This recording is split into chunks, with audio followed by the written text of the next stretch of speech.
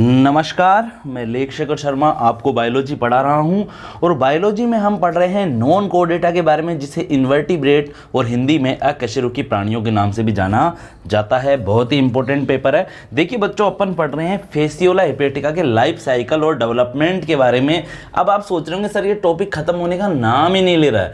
दरअसल क्या है, ये टॉपिक थोड़ा लंबा है क्योंकि जो फेसियोला हिपेटिका का जो लाइफ साइकिल है वो थोड़ा कॉम्प्लेक्स है, थोड़ा जटिल है, क्योंकि इसके अंदर है ना बहुत सी लार्वा अवस्थाएं पाई जाती है। आपने जहां देखा होगा कि कोई एनिमल है, एनिमल एग देता है और एग में से लार्वा निकलता है और लार्वा में मेटामॉर्फोसिस द्वारा वापस एडल्ट का फॉर्मेशन हो जाता है। बिल्कुल आसानी से हुआ सब कुछ। लेकिन फेसियोला हिपेटिका की कहानी तो कुछ और ही है। फेसियोला हिपेटिका के अंदर तो क्या हो रहा है बच्चों कि एग का फॉर्मेशन हो रहा है, फिर एग से कैप्सूल बन रहा है, फिर कैप्सूल में से लार्वा बन रहा है, फिर एक लार्वा से दूसरा लार्वा बन रहा है, दूसरे से तीसरा बन रहा है और तीसरे से चौथा लार्वा बन रहा है, फिर वो लार्वा अडल्ट में कन्वर्ट हो रहा है। तो बीच में बहुत सी लार्वा अवस्थाओं के पाए जाने के कारण थोड़ा जो फेसियोला हिपेटिका है उसका रिप्रोडक्शन थोड़ा कॉम्प्लेक्स हो जाता है। सबसे पहले अपन ने क्या पढ़ा था? अपन ने पढ़ा था life cycle and development of Fasciola हिपेटिका के बारे में,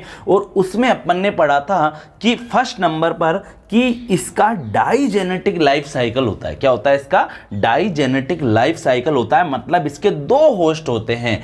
जो इसका प्राइमरी होस्ट होता है वो होती है शीप होती है, भेड़ होती है।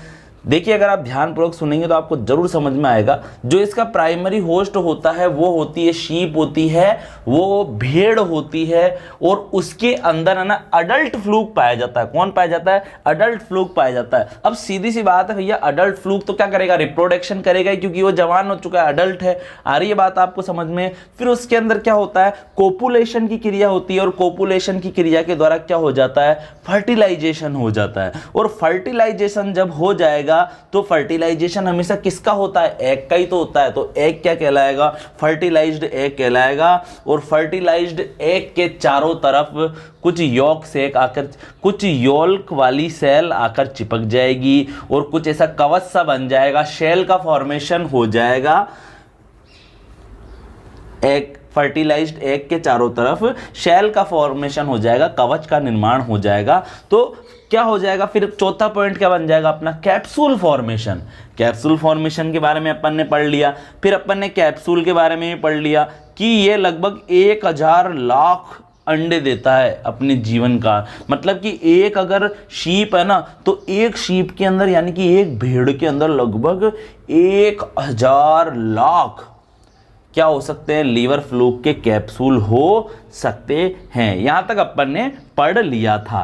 फिर अपन ने क्या पढ़ा था? क्लीवेज एंड एम्ब्रियोनिक डेवलपमेंट के बारे में पढ़ा था 6 नंबर के पॉइंट में, कि जो कैप्सूल है उस कैप्सूल के अंदर कौन पाया जा रहा है? उसमें है फर्टिलाइज्ड एग या जायगोट पाया जा रहा है। और उसमें क्लीवेज स्टार्ट हो जाने से, मतलब उसमें सेल डिवीजन स्टार्ट हो जाने से 2 टाइप की सेल बन जाती है। एक बनती है सोमेटिक सेल और दूसरी बनती है प्रोपेगेटरी सेल। सोमेटिक सेल तो क्या बनाती है? एक्टोडर्म एंड टिश्यू बना देती है, ठीक है, लार्वा के। और जो प्रोपेगेटरी सेल है वो लार्वा की बॉडी बना देती है और कुछ जर्म सेल्स का भी फॉर्मेशन करती है। तो अब कुल मिला के अपन कह सकते हैं लार्वा बन चुका है। क्या बन चुका है? लार्वा बन चुका है। तो आज अपन किसके बारे में पढ़ेंगे? सबसे पहले अपन पढ़ेंगे माइरेसीडियम लार्वा के बारे में। किसके बारे में पढ़ेंगे? माइरेसीडियम लार्वा के बारे में अपन पढ़ेंगे। अब आप देखिए ध्यानपूर्वक, फेसियोला हिपेटिका के लाइफ साइकिल में यह फर्स्ट लार्वल स्टेज है। फेसियोला हिपेटिका के जीवन चक्र में, लाइफ साइकिल मतलब उसके जीवन चक्र में जो पहली लार्वा अवस्था होती है वो होती है माइरेसीडियम लार्वा अवस्था। कौन सी होती है? माइरेसीडियम लार्वा अवस्था होती है, ठीक है। देखिए ध्यानपूर्वक, जब सुटेबल कंडीशन आती है, मतलब जब अच्छी परिस्थितियां आती है, तो 4 to 50 डेज की अवधि अर्थात 4 से 15 दिन की अवधि में या पीरियड में कैप्सुलेटेड एम्ब्रियो माइरेसीडियम लार्वा में परिवर्तित हो जाता है। यह लार्वा एग से बाहर आकर तैरने लग जाते हैं। मैंने आपको बताया था क्लीवेज और एम्ब्रियोनिक डेवलपमेंट के दौरान क्या हो रहा था, जो फर्टिलाइज्ड एग है उसके अंदर क्लीवेज हो गया, सेल डिवीजन से 2 टाइप की सेल बनी ना, सोमेटिक सेल, प्रोपेगेटरी सेल। और इन सोमेटिक सेल और प्रोपेगेटरी सेलों से ही तो आगे जाकर किसका फॉर्मेशन हुआ, लार्वा का फॉर्मेशन हुआ। ठीक है, तो जब सुटेबल कंडीशन आती है तो 4 to 50 डेज के पीरियड के अंदर जो कैप्सुलेटेड जो एम्ब्रियो है, वो कैप्सुलेटेड जो एम्ब्रियो है मतलब जो फर्टिलाइज्ड एग है, वो किस में कन्वर्ट हो जाता है, माइरेसीडियम लार्वा में कन्वर्ट हो जाता है। किस में कन्वर्ट हो जाता है, माइरेसीडियम लार्वा में कन्वर्ट हो जाता है। और फिर ये लार्वा एग से बाहर आकर पानी के अंदर तैरने लगता है। अब आप बोलेंगे सर ये एग से बाहर कहाँ आ रहा है, तो इसके लिए आपको प्रीवियस वीडियो देखना होगा, जरूर देखिए, आप देख नहीं रहे हैं। उसके ऊपर मैंने बताया था कि ओपर्कुलम नाम का छेद होता है, उस कैप्सूल के ऊपर उस ओपर्कुलम से बाहर आ जाते हैं ये।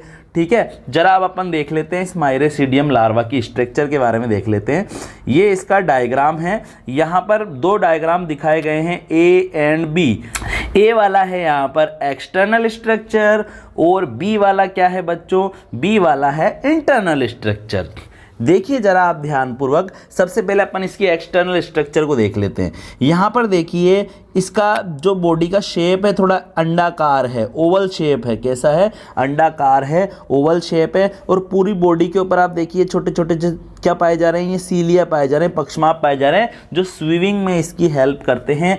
आगे की तरफ एक उभार पाया जा रहा है इसके अग्रस सिरे पर, एपिकल रीजन पर। एपिकल रीजन मतलब अग्रस सिरे पर एक उभार पाया जा रहा है जिसे एपिकल पेपिला कहते हैं। और यह एपिकल पेपिला मालूम है किस काम में आता है, यह एपिकल पेपिला जो इंटरमीडिएट जो होस्ट है, जो मध्यस्थ जो परपोषी है, जैसे कि स्नेल मतलब कि घोंगा, घोंगा जानते हो ना आप, वो शंख जैसा होता है छोटा सा, उसके अंदर घुसने में हेल्प करता है ये एपिकल पेपिला। पूरी बॉडी पे देखो सीलिया तो पाई जा रहे हैं। इसके अंदर क्या होता है बच्चों, आई स्पॉट पाए जाते हैं। क्या पाए जाते हैं, 2 आई स्पॉट पाए जाते हैं जो कि फोटो सेंसिटिव होते हैं, प्रकाश को एब्जॉर्व करने का ये कार्य करते हैं, जैसे हमारी आंखें होती है ना वैसे। ठीक है, आई स्पॉट पाया जा रहा है बाहर से। ठीक है, और इसकी बॉडी के ऊपर क्या पाई जाती है, एपिडर्मल प्लेट्स पाई जाती है। क्या पाई जाती है, एपिडर्मल प्लेट्स पाई जाती है। क्या पाई जाती है, बॉडी के ऊपर एपिडर्मल की बनी हुई प्लेट्स पाई जाती है जो इसकी प्रोटेक्शन करती है। यहाँ पर देखिए जैसे कछुए की बॉडी के ऊपर नहीं होती प्लेट्स, वैसे आप देखिए इसकी बॉडी पर भी आपको कई सारी प्लेटें दिखाई दे रही होगी। ठीक है, अब इसकी जरा इंटरनल स्ट्रक्चर भी देख लीजिए। सीधी सी बात है, तो सबको ही पता है आगे वाला भाग क्या है, आगे वाला भाग क्या है, आगे वाला भाग तो वही है, पेपिला ही है, एपिकल पेपिला है। ठीक है, और फिर एपिकल पेपिला में से एक ग्लैंड जुड़ी हुई है। देखिए कौन सी ग्लैंड है ये वाली ग्लैंड है बच्चों, एपिकल ग्लैंड है। कौन सी ग्लैंड है, एपिकल ग्लैंड है। ठीक है, और सीलिया तो है ही, सबको ही पता है। ठीक है, और यहाँ पर इसके अंदर ब्रेन भी है। यहाँ पर इसके अंदर ये घोड़े के नाल के जैसा क्या है, यहाँ पर ब्रेन है। और इस ब्रेन से नीचे की तरफ कौन कनेक्ट हुए हैं, ये 2 आई स्पॉट कनेक्ट हुए हैं। ठीक है, और देखिए यहाँ पर बॉडी के अंदर की तरफ एक एक्सक्रेटरी पोर पाया जा रहा है जो उत्सर्जन में सहायता कर रहा है, एक्सक्रीशन में सहायता कर रहा है। और देखिए पिनिट्रेशन ग्लैंड पाई जा रही है इसके अंदर। पिनिट्रेशन ग्लैंड किस में हेल्प करती है, इसकी पिनिट्रेशन ग्लैंड इसकी हेल्प करती है इंटरमीडिएट होस्ट के अंदर पिनिट्रेट करने में, छेद करने के अंदर, ताकि उसमें घुस सके और उसमें घुस के फिर अगली लार्वा अवस्था में बदल जाता है। ठीक है, और देखिए ध्यानपूर्वक देखिए, फ्लैम सेल्स पाई जा रही है इसके अंदर। ये क्या है, ये ज्वाला कोशिकाएं हैं। क्या है ये इसके अंदर ज्वाला कोशिकाएं हैं। और ये जो ज्वाला कोशिकाएं हैं ना बच्चों, ये इसके एक्सक्रीशन में हेल्प करती है, ये भी उत्सर्जन में सहायता करती है। और क्या पाई जा रही है, यहाँ पर आप देखिए इसकी बॉडी के ऊपर है ना मस्कुलर लेयर पाई जा रही है, मांसपेशियों की बनी हुई लेयर पाई जा रही है। ठीक है, और सबसे इंपॉर्टेंट बात, इसके पीछे वाले भाग के अंदर जर्म बॉल्स पाई जा रही है। क्या पाई जा रही है, जनन गोलिकाएं पाई जा रही है। और यही जनन गोलिकाएं तो फिर आगे जाकर किसका निर्माण करेगी, अगली लार्वा का निर्माण करेगी। ठीक है, और पीछे क्या है, सबपीथीलियम है। पीछे क्या है, सबपीथीलियम है। तो आप इस डायग्राम को ध्यानपूर्वक देखिए, वैसे मैं आपको PDF भी भेज दूंगा इन नोट्स की। ठीक है, अब अपन देख लेते हैं कि जो यह माइरेसीडियम लार्वा, इसकी फिजियोलॉजी के बारे में अपन पढ़ेंगे, इसकी कार्यकी के बारे में अपन पढ़ेंगे। क्या पढ़ेंगे? इसकी फिजियोलॉजी अर्थात इसकी कार्यकी के बारे में हम पढ़ लेते हैं। देखिए आप ध्यानपूर्वक, माइरेसीडियम डज नॉट फीड। जो माइरेसीडियम लार्वा है वो भोजन ग्रहण नहीं करता है। माइरेसीडिया tries to penetrate any object और organism they may come across. माइरेसीडियम larva क्या करता है? जिस भी ऑब्जेक्ट के कांटेक्ट में आता है, चाहे वो कोई पत्थर हो, चाहे वो कोई स्नेल हो, चाहे वो कोई प्लांट हो, कुछ भी जो भी उसके सामने आ जाएगा ना, उसमें वो छेद करने का प्रयास करने लग जाता है। क्या करने लग जाता है? अपने एपिकल पेपिला द्वारा क्या करने लग जाता है? पिनेट्रेट करने की कोशिश करने लग जाता है, ट्राई करने लग जाता है। But only those success that come in contact with a specific intermediate snail host।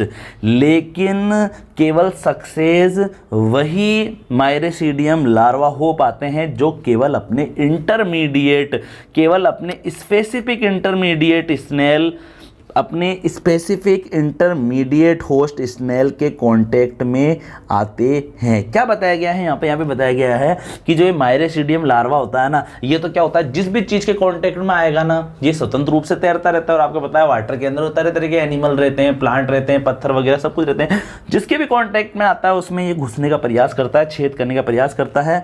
लेकिन केवल वही माइरेसीडियम लार्वा सक्सेस हो पाते हैं अपने इस प्रयास में जो केवल अपने स्पेसिफिक इंटरमीडिएट जो होस्ट है, स्नेल होता है, उसके कांटेक्ट में आ पाते हैं। जैसे कि लिम्निया हो गया, सक्सीनिया हो गया, प्लेनोर्बिस हो गया, बोलिनस हो गया, पोसेरिया हो गया, ठीक है, और प्रैक्टिकोलेला हो गया, ठीक है। और इसमें भी क्या है, इसमें भी आप सुनो, इसमें भी क्या हो रहा है, अगर स्नेल के कांटेक्ट में माइरेसीडियम लार्वा आ तो रहा है, लेकिन भैया स्नेल के ऊपर आपको पता है कैल्शियम कार्बोनेट का क्या पाया जाता है? शेल पाया जाता है।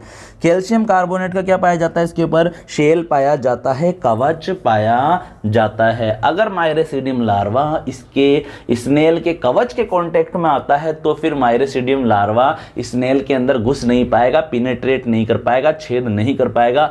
बस कुल मिला के माइरेसीडियम लार्वा के लिए क्या कंडीशन है कि भैया ये सबसे पहले तो अपने स्पेसिफिक इंटरमीडिएट जो होस्ट है स्नेल, उसके कांटेक्ट में आना चाहिए। और दूसरी बात, ये अपने इंटरमीडिएट होस्ट के जो कोमल जो टिश्यू है, जो सॉफ्ट टिश्यू है, केवल उसके कांटेक्ट में आना चाहिए, तभी वो उसमें पिनेट्रेट करके अंदर घुस पाएगा। अब आगे देखिए आप ध्यानपूर्वक, those which do not come across the suitable host in about 24 hour after hatching.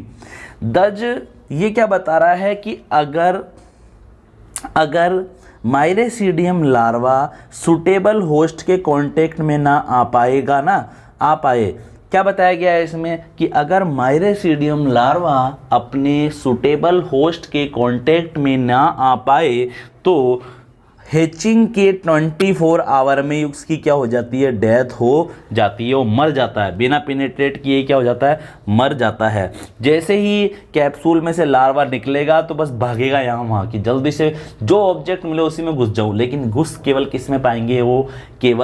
वो घुस पाएंगे अपने इंटरमीडिएट होस्ट स्नेल के अंदर। और बाकी के जो लार्वा है ना, जो यहाँ वहाँ प्रयास कर रहे हैं, किसी की शेल के ऊपर प्रयास कर रहे हैं घुसने का, कोई प्लांट में, वो सारे के सारे क्या हो जाएंगे? मर जाएंगे 24 घंटों के भीतर, ठीक है। For penetration, Mycelium attach its apical papilla and perform boring movement together with contraction and expansion of body। क्या बोल रहा है? पिनेट्रेशन करने के लिए जो माइरेसीडियम लार्वा है वो अपने एपिकल पेपिला द्वारा, आगे की तरफ मैंने बताया था ना, एक टोपी जैसी एक स्ट्रक्चर थी इसके ऊपर, जैसे स्पर्म के आगे एक्रोसोम होता है वैसे इसके आगे एपिकल पेपिला होता है। एपिकल पेपिला द्वारा क्या होता है? माइरेसीडियम लार्वा किसी स्नेल के अंदर पिनेट्रेशन करने के लिए अपने एपिकल पेपिला से अटैच हो जाएगा, ठीक है, और बोरिंग मूवमेंट करने लग जाएगा, छेद करने वाली गतियां करने लग जाएगा। बोरिंग मूवमेंट मतलब छेद करने वाली गतियां करने लग जाएगा। क्या करेगा ये कभी अपनी मांसपेशियों में संकुचन करेगा, कभी अपनी मांसपेशियों में प्रसारण करेगा, और मांसपेशियों में संकुचन प्रसारण करने के कारण एपिकल पेपिला द्वारा ये क्या लगाएगा, प्रेशर लगाएगा। क्या लगाएगा, उसके टिश्यू के ऊपर, स्नेल के टिश्यू के ऊपर क्या लगाएगा, प्रेशर लगाएगा, ठीक है। और इस प्रोसेस के अंदर this process aided by the action of flesh dissolving larval secretion result in a minute opening in the host tissue. और साथ में जो एपिकल पेपिला है उससे एक एपिकल ग्लैंड जुड़ी रहती है, और उसके अंदर कुछ है ना ऐसे एंजाइम भरे रहते हैं, वो एंजाइम भी एपिकल पेपिला से कहाँ टच होते रहेंगे, कहाँ किसके कांटेक्ट में आते रहेंगे, स्नेल के सॉफ्ट टिश्यूओं के कांटेक्ट में आते रहेंगे, जिसके कारण स्नेल की जो टिश्यू हैं उसमें छेद हो जाएगा, होल हो जाएगा, और माइरेसीडियम लार्वा स्नेल के अंदर एंटर कर जाएगा। तो भैया एक तो यहाँ पर हो रही है बोरिंग मूवमेंट, दूसरी बात कुछ विशेष प्रकार के एंजाइम भी छेद करने में क्या कर रहे हैं, सहायता कर रहे हैं। The larva then squeezes through this opening, casting off its ciliated epidermis while doing so। जब लार्वा अपने इंटरमीडिएट होस्ट स्नेल के अंदर एंटर कर रहा होता है तो उस समय वो अपनी सिलिएटेड जो एपिडर्मिस है ना उसको उतार देता है। क्या कर देता है, उसको उतार देता है। It soon makes it way into the digestive gland of snail. फिर उसके बाद में क्या करता है, ये घुस जाता है उसकी मांसपेशियों के अंदर स्नेल की, और फिर मांसपेशियों से ये कहाँ पहुंच जाता है, जो डाइजेस्टिव ग्लैंड है, जो पाचक ग्रंथियां हैं ना जो स्नेल की, उसके अंदर चला जाता है। Where it undergoes various change and in about 14 days develop into the second larval stage, the sporocyst larva। कौन सा लार्वा, ये क्या बता रहा है भैया, सबसे पहले तो माइरेसीडियम लार्वा है ना किसी स्नेल के सॉफ्ट टिश्यू के कांटेक्ट में आया, फिर विशेष प्रकार की बोरिंग मूवमेंट और कुछ एंजाइम का उपयोग करते हुए उसकी टिश्यू में होल करके अंदर घुस गया, फिर अंदर जाकर भी कहाँ चले गया, उसकी पाचक ग्रंथियों में चले गया, और पाचक ग्रंथियों के अंदर उसके अंदर बहुत सारे परिवर्तन हुए वेरियस चेंजेस द्वारा। फिर जो माइरेसीडियम लार्वा है वो अगली लार्वा अवस्था के अंदर बदल जाता है, जिसे स्पोरोसिस्ट लार्वा कहते हैं। क्या कहते हैं, जिसे स्पोरोसिस्ट लार्वा अवस्था कहते हैं। अब आप देखिए स्पोरोसिस्ट लार्वा के बारे में अपन पढ़ लेते हैं। आप देखो ये दूसरी लार्वा अवस्था आ गई। यह इलोंगेटेड सेक के समान होता है, यह एक लंबे थैले के समान होता है। माइरेसीडियम लार्वा की जो ग्लैंड्स थी उसमें देखो आप, माइरेसीडियम लार्वा में कितने सारे ऑर्गन थे, उसमें कुछ ग्लैंड्स भी थी, ब्रेन भी था, उसमें आई स्पॉट भी था, एंड एपिकल पेपिला भी था, जो कि इंटरमीडिएट होस्ट के टिश्यू में छेद करने में, पिनेट्रेशन में हेल्प कर रहा था। स्पोरोसिस्ट में डीजनरेट एंड डिसअपेयर हो जाती है। जब माइरेसीडियम लार्वा स्पोरोसिस्ट लार्वा में बदलता है ना, तो माइरेसीडियम लार्वा के अंदर जो ग्लैंड्स थी, मतलब जो ग्रंथियां थी, जो ब्रेन मतलब उसका मस्तिष्क था, जो आई स्पॉट था, और जो एपिकल पेपिला था, वो क्या हो जाता है, वो डीजनरेट हो जाता है, धीरे धीरे क्या हो जाता है, वो नष्ट हो जाता है और डिसअपेयर हो जाता है, मतलब गायब हो जाता है। Protonephridium of each side divide into two flame cells which open outside by a common excretory pore। क्या बोल रहा है कि जो प्रोटोनेफ्रिडिया पाए जा रहे थे माइरेसीडियम लार्वा के अंदर, प्रत्येक तरफ मैंने बताया था कि प्रोटोनेफ्रिडिया पाए जा रहे हैं, एक दाईं तरफ भी पाया जा रहा था, एक बाईं तरफ भी पाया जा रहा था। आप पीडीएफ में आप भेजूंगा तो आप इसमें देखना इन डायग्रामों को ध्यानपूर्वक।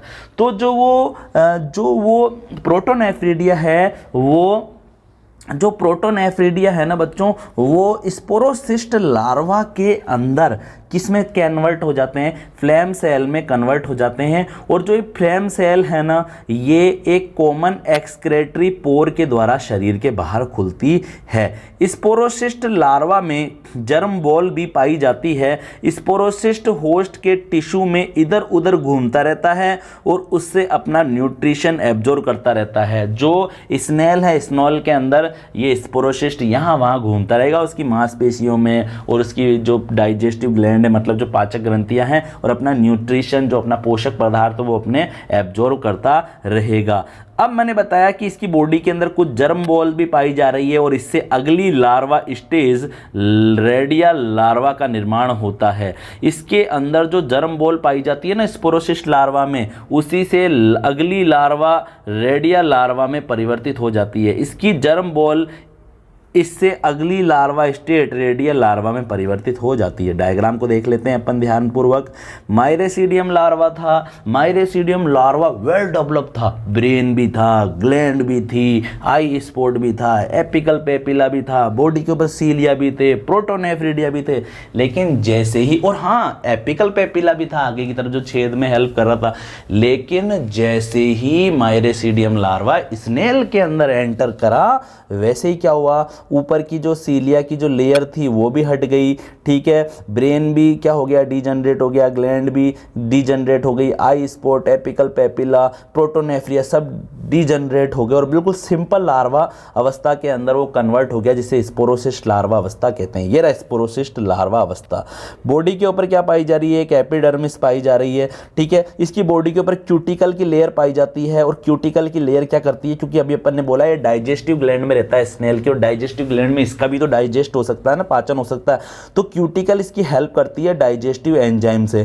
क्यूटिकल लेयर के नीचे क्या पाई जा रही है, मस्कुलर लेयर पाई जा रही है, और मस्कुलर लेयर के नीचे पाई जा रही है सब एपिथेलियम पाई जा रही है, और यहाँ पर अंदर की तरफ ओल्डेस्ट रेडिया लिखा हुआ है। अंदर की तरफ कुछ जर्म सेल पाई जा रही है, क्या पाई जा रही है बच्चों, कुछ जर्म सेल पाई जा रही है, और यही जर्म सेल फिर इसको जर्म बॉल भी कह सकते हैं, जर्म बॉल्स भी कह सकते हैं, और यही जर्म सेल या जर्म बॉल अगली लार्वा अवस्था के निर्माण में हेल्प करती है, ठीक है। और देखिए आप अंदर की तरफ कौन है, यंग रेडिया है, और ये यंग रेडिया किससे बन रहे हैं बच्चों, ये यंग रेडिया बन रहे हैं जर्म सेल से ही बन रहे हैं, और ये यंग रेडिया ही क्या है, अगली लार्वा अवस्था है, ठीक है। यहाँ पर आपको एक छेद सा दिखाई दे रहा है जिसको ओपनिंग ऑफ प्रोटोनेफ्रिडियम कह रहे हैं। फ्लेम सेल पाई जा रही है, फ्लेम सेल पाई जा रही है जो कि एक्सक्रीशन में सहायता कर रही है, ठीक है। और ये ओल्डर रेडिया है, देखो जर्म सेल से बना यंगर रेडिया, यंगर रेडिया से बना ओल्डर रेडिया, ठीक है। आ रही है बात आपको समझ में। तो कुल मिलाकर ये रेडिया जो बन रहा है यही अगली लार्वा अवस्था है। अब देखिए आप आगे ध्यानपूर्वक रेडिया लार्वा अवस्था के बारे में अपन देख लेते हैं। रेडिया लार्वा अवस्था ये स्पोरोसिस्ट लार्वा अवस्था थी। अभी अपन ने बोला ना स्पोरोसिस्ट लार्वा अवस्था किसके अंदर बन रही है, स्नेल के अंदर बन रही है, और स्नेल की बॉडी के अंदर जर्म बॉल थी, और वो जर्म बॉल ही तो क्या बना रही है, जर्म बॉल से ही देखो अंदर ये रेडिया लार्वा बन गया है। देखो ये क्या है, ये रेडिया लार्वा है। अब ये रेडिया लार्वा क्या हो जाएगा, उसकी बॉडी से बाहर आ जाएगा। किसकी बॉडी से बाहर आ जाएगा, स्पोरोसिस्ट लार्वा की बॉडी से बाहर आ जाएगा। तो यहाँ पर देखिए आप ध्यानपूर्वक ये रेडिया लार्वा है, और ये रेडिया लार्वा देखो थोड़ा थोड़ा किसके समान दिख रहा है, किसके समान दिख रहा है, थोड़ा थोड़ा ये लीवर फ्लूक के समान ही दिख रहा है। ये इसका माउथ है, ठीक है, और माउथ के ऊपर ओरल सकर पाया जा रहा है, ठीक है। माउथ किससे जुड़ा हुआ है, मस्कुलर फेरिंग्स से जुड़ा हुआ है, मतलब मांसपेशियों से बनी हुई ग्रसनी है, और ग्रसनी तो फूड को क्या करती है, निगलने का काम करती है, ठीक है। और ये ईसोफेगस है, सीधी सी बात है। ग्रसनी के नीचे वाला भाग क्या कहलाता है, ग्रसनी के नीचे वाला भाग क्या कहलाता है, ईसोफेगस कहलाता है, ग्रास नली कहलाता है, ठीक है। फिर ये क्या है, ये गट सीकम है। गट सीकम मतलब ये आंत का ही भाग है, इसका इंटेस्टाइन का ये एक रीजन है, ये गट सीकम है, ठीक है। फिर उसके बाद में क्या है, यहाँ पर आप देखिए दोनों तरफ आपको कुछ बोल समान संरचनाएं दिखाई दे रही है। क्या है ये, शिस्टोजिनस ग्लैंड सेल है। फ्लैम सेल पाई जा रही है जो कि एक्सक्रीशन में हेल्प कर रही है। एसिटाबुलम, यहाँ पर मैंने बताया था कि जो बिल्कुल ऊपर की तरफ एपिकल रीजन पर जो शक्कर पाया जाता है उसके थोड़ा नीचे की तरफ भी क्या पाया जाता है, एक शक्कर पाया जाता है, इसे एसिटाबुलम कहते हैं। और ये रही सबसे इंपॉर्टेंट बात, जर्म सेल्स पाई जा रही है। क्या पाई जा रही है, जर्म सेल्स पाई जा रही है, इन्हें जर्म बॉल भी कह सकते हैं। पीछे की तरफ एक्सक्रेटरी वेसिकल्स है और एक्सक्रेटरी डक्ट पाई जा रही है। ये इसकी बॉडी है, ये इसकी टेल है। आप देखना पीडीएफ के अंदर ध्यानपूर्वक देखिए। स्पोरोसिस्ट लार्वा की बॉडी वॉल के फट जाने से रेडिया लार्वा बाहर निकल आते हैं। ठीक है। यहाँ पर आप इसके डायग्राम को देख लीजिए, वापस डायग्राम आ चुका है रेडिया लार्वा का, वापस रेडिया लार्वा का डायग्राम आ चुका है। आप देखिए इसके डायग्राम को, ये इसका माउथ है, ठीक है। माउथ सीधी सी बात है, माउथ के चारों तरफ सकर होता है। माउथ किससे जुड़ा हुआ है? फेरिंग्स से जुड़ा हुआ, और फेरिंग्स हमेशा आपको पता है ईसोफेगस से जुड़ी हुई होती है। इसके अंदर कोई यहाँ पर कोई अपन बोल सकते हैं स्टोमच यानी कि आमाशय तो पाया नहीं जा रहा, लेकिन आंत जैसी एक संरचना पाई जा रही है जो पाने जैसी दिखाई दे रही है। पाना होता है ना बोल्ट खोलने का, ठीक है। और इसमें गट सीकम लिखा हुआ है, दोनों की तरफ बोल नुमा कुछ संरचनाएं पाई जा रही है, और यहाँ पर फ्लैम सेल भी पाई जा रही है जो एक्सक्रीशन में हेल्प कर रही है। एक यहाँ पर माउथ के अलावा एक छिद्र और सकर और पाया जाता है जिसे एसिटेबुलम कहते हैं। नीचे की तरफ जर्म सेल, जर्म बोल पाई जा रही है जो कि अगली लार्वा अवस्था को जन्म देगी, ठीक है। नीचे की तरफ एक्सक्रेटरी पोर पाया जा रहा है जो कि एक्सक्रेटरी डक्ट से जुड़ा हुआ है। बॉडी है ये इसकी पूरी पूरी, और ये इसकी टेल वाली भाग है। समर के मंथ में सफिशिएंट न्यूट्रिशन, समर के मंथ में सफिशिएंट नरिशमेंट अवेलेबल रहता है तो रेडिया लार्वा की जर्म बॉल रेडिया लार्वा की सेकंड जनरेशन बनाती है। अगर भैया गर्मी के मौसम में पर्याप्त मात्रा में पोषण मिल रहा है ना, तो जो रेडिया लार्वा के अंदर जो जर्म बॉल पाई जा रही है वो रेडिया लार्वा की सेकंड जनरेशन बना देगी। और ये जो सेकंड जनरेशन है ये मॉर्फोलॉजिकली मतलब संरचनात्मक रूप से बिल्कुल दिखने में पेरेंट्स रेडिया लार्वा के आइडेंटिकल होती है, उसके समान ही होती है। विंटर सीजन में सेकेंड जनरेशन की जर्म बॉल सर्केरिया लार्वा बना देती है।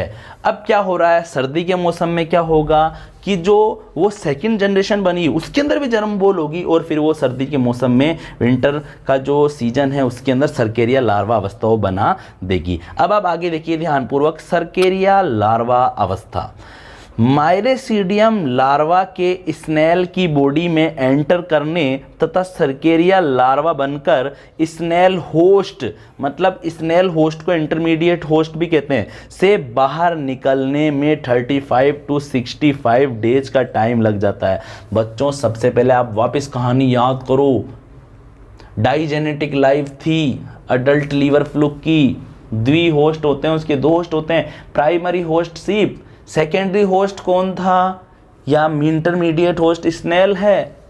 तो भेड़ के अंदर अडल्ट लीवर फ्लूक था, रिप्रोडक्शन हुआ, वहाँ पर फर्टिलाइजेशन हुआ, फर्टिलाइजेशन से फर्टिलाइज एग बन गया जिसके चारों तरफ कैप्सूल का फॉर्मेशन हुआ, कैप्सूल के अंदर फिर माइरेसीडियम लार्वा बना, और माइरेसीडियम लार्वा तैरते तैरते स्नेल की बॉडी के अंदर घुस गया। तो यही तो बता रहा है, माइरेसीडियम लार्वा के स्नेल की बॉडी में एंटर करने तथा सर्केरिया लार्वा बन जाता है सबसे लास्ट में स्नेल। अब सर्केरिया लार्वा स्नेल होस्ट से बाहर निकलने में 35 to 36 डेज का टाइम लगा देता है। सर्केरिया लार्वा किसी एक्वेटिक प्लांट पर कैप्सुलेटेड होकर मेटा सर्केरिया लार्वा में बदल जाता है। अब ये सर्केरिया लार्वा मालूम है क्या होता है, जो स्नेल वगैरह के साथ में जो एक्सक्रेटरी जो पदार्थ बाहर आ रहे हैं उसमें बाहर आ जाता है ये सर्केरिया लार्वा, और फिर अपने चारों तरफ है ना एक थिक ऐसी परत सी बना लेता है, एक शेल बना लेता है। और क्या बना लेता है, सर्केरिया लार्वा किसी एक्वेटिक किसी जलीय पादप की ऊपर कैप्सुलेटेड होकर कवचित होकर चिपक जाता है, और फिर किस में कन्वर्ट हो जाता है, मेटा सर्केरिया लार्वा में बदल जाता है। मेटा सर्केरिया लार्वा क्या है, बिल्कुल सरल है, यह अडल्ट फ्लूक के समान ही होता है, यह राउंडेड होता है, गोल होता है ये। इस पर एक क्या पाया जाता है, हार्ड शिस्ट होती है, एक हार्ड पुटी पाई जाती है। शिस्ट मतलब एक हार्ड पुटी पाई जाती है, कवच पाया जा रहा है। इसमें फ्लैम सेल्स बहुत अधिक संख्या में पाई जाती है जो कि एक्सक्रीशन में हेल्प करती है। इन्फेक्शन ऑफ प्राइमरी होस्ट, सीधी सी बात है, इंटरमीडिएट होस्ट से जब ये निकला तो अब किस में इन्फेक्शन करेगा, प्राइमरी होस्ट में इन्फेक्शन करेगा। और प्राइमरी होस्ट कौन होती है इसकी, भेड़ होती है, शीप होती है। कौन होती है, शीप होती है। मेटा सर्केरिया लार्वा केवल डेफिनेटिव होस्ट निश्चित परपोषी शीप में ही डेवलप हो सकता है। होस्ट में इसका संक्रमण इन्फेक्शन शिष्ट युक्त aquatic plant leaves and grass blades को खाने से होता है। क्या बताया गया है यहाँ पर, जो मेटा सर्केरिया लार्वा है वो एक शिष्ट के रूप में पत्तियों पे चिपका रहता है, जो एक्वेटिक प्लांट है या जो ग्रासेज है, जो घास वगैरह उसकी पत्तियों से चिपका रहता है, ठीक है। और जैसे ही क्या होता है एक कोई निश्चित होस्ट, एक डेफिनेटिव होस्ट मतलब एक निश्चित परपोषी भेड़ के अंदर ही क्या हो सकता है, इसका केवल डेवलपमेंट हो सकता है। ठीक है, अब जैसे ही भेड़ कभी आती है घास वगैरह खाने या कोई एक्वेटिक वो प्लांट को खाने लगती है, तो खाते समय पत्तियों के साथ में जो ये मेटासर्केरिया लार्वा है, इसका संक्रमण हो जाता है उस भेड़ के अंदर। ये उस भेड़ के कहाँ पहुंच जाते हैं, उसकी आंतों में पहुंच जाते हैं, उसके लीवर में पहुंच जाते हैं। ठीक है, फिर आंत से कहाँ पहुंच जाते हैं, उसके लीवर में पहुंच जाते हैं। मेटासर्केरिया लार्वा केवल डेफिनेटिव होस्ट निश्चित परपोषी शीप में ही डेवलप हो सकता है। जो मेटासर्केरिया लार्वा है उसका केवल एक डेफिनेटिव होस्ट, एक निश्चित परपोषी भेड़ के अंदर ही परिवर्तन हो सकता है।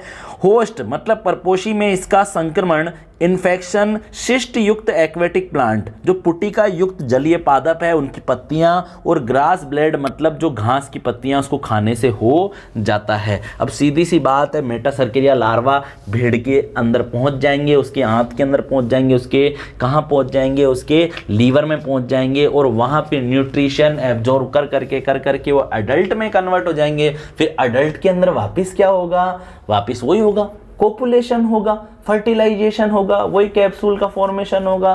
कैप्सूल बनेगा, क्या बनेगा, कैप्सूल बनेगा।